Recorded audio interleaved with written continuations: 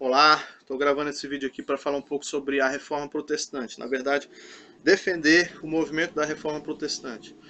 A Reforma Protestante aconteceu no século XVI e teve uma data marcada aí, 31 de outubro de 1517.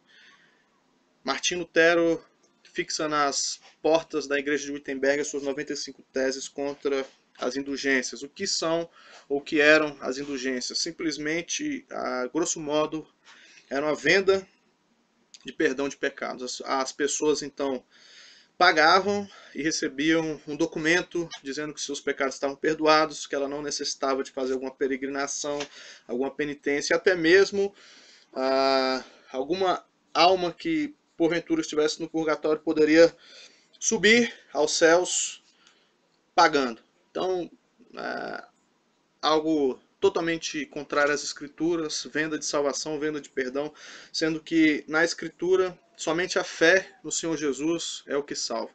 O apóstolo Paulo, no episódio onde ele está na prisão, junto com Silas, em Atos 16, o carcereiro pergunta para ele: o que farei para ser salvo? E a resposta deles é: crê no Senhor Jesus e será salvo, tu e a tua casa. Crê e será salvo. A fé no Senhor Jesus é o que salva, e não o dinheiro e etc., qualquer outra coisa. Então, a igreja romana caminhava totalmente contrária às escrituras, tendo alguns papas ímpios governando a igreja. Eu cito Alexandre VI, que o nome real é Rodrigo Borgia, um espanhol que subiu ao cargo de papa comprando votos ali do clero. Ele era mulherengo, participava de orgias, teve filhos ilegítimos e ele praticou o nepotismo. Após ele se tornar papa, ele coloca toda a sua família ali na cúpula da igreja. Então, inclusive envolvido com escândalos de assassinato. Ele dormiu com a prima, aliás, com a esposa do seu primo. A história conta isso claramente. Esse é o papa que eu destaco assim como ímpio, para provar que não há essa questão de infabilidade papal. Não existe isso. Todas as pessoas são pecadoras, seja ela qual for. O apóstolo Pedro negou o Senhor Jesus 3 vezes.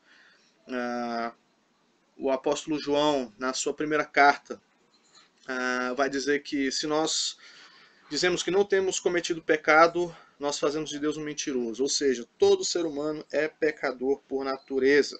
Mesmo após ele salvo, ele está assim sujeito a pecado e alguns pecados graves.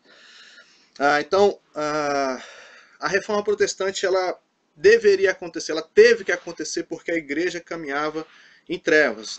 A igreja não incentivava o leigo no estudo da palavra, as missas eram celebradas em latim, ou seja, ninguém entendia absolutamente nada de Bíblia, nada da vontade de Deus, da revelação de Deus para o povo. A Bíblia era restrita ao clero, não era passada aos leigos. O que os reformadores fizeram foi retornar às escrituras, não inventaram absolutamente nada.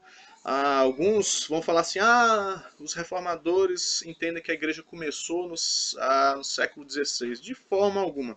Os reformadores eles citam os pais da igreja, todo e qualquer teólogo anterior a eles, eles vão aceitar, desde que esse teólogo ensine o que está de acordo com a Escritura.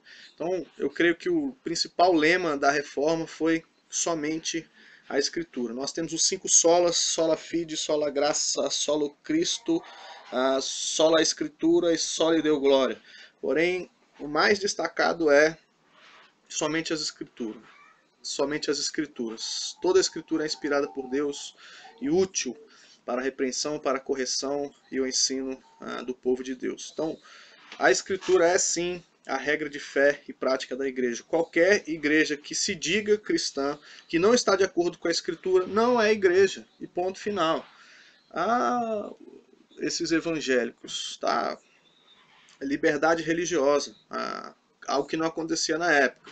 John Hus foi queimado vivo, e ele era crente, era da igreja romana e foi queimado vivo porque os a liderança da igreja entendeu que ele estava pregando heresias, que na verdade o que ele pregava era bíblico, porém ia contra o clero. Então ele foi queimado vivo. A igreja naquela época tinha essa autoridade de executar as pessoas. Nunca o Senhor Jesus falou algo sobre isso, dando autoridade para a igreja de executar as pessoas. Além dos impostos que eram cobrados para as repúblicas, para as nações, para os senhores feudais, um clima de insatisfação com a igreja, com a economia, e a igreja então era atrelada ao Estado com esse poder aí que não deve acontecer com a igreja.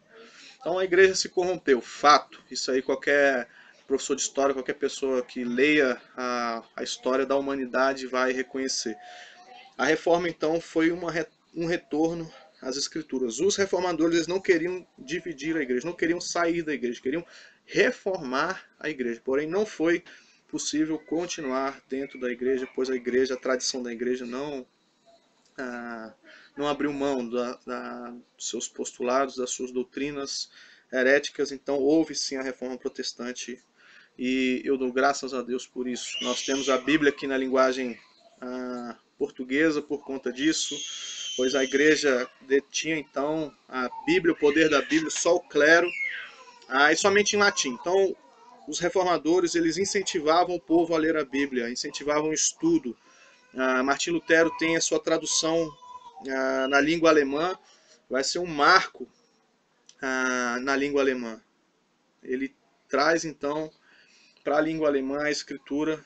John Wycliffe, da mesma forma, um pré-reformador, assim como John Hus. Wycliffe traduz a Bíblia para o inglês. Na verdade, ele não conseguiu terminar a tradução, porém os seus discípulos terminaram. Ou seja, a Bíblia deve ser espalhada pelo mundo inteiro. Os ensinamentos de Cristo devem ser ensinados à igreja, e as pessoas que não conhecem o Senhor, elas vão crer no Senhor Jesus através da pregação do Evangelho, o Evangelho puro e claro. Crê no Senhor Jesus e será salvo.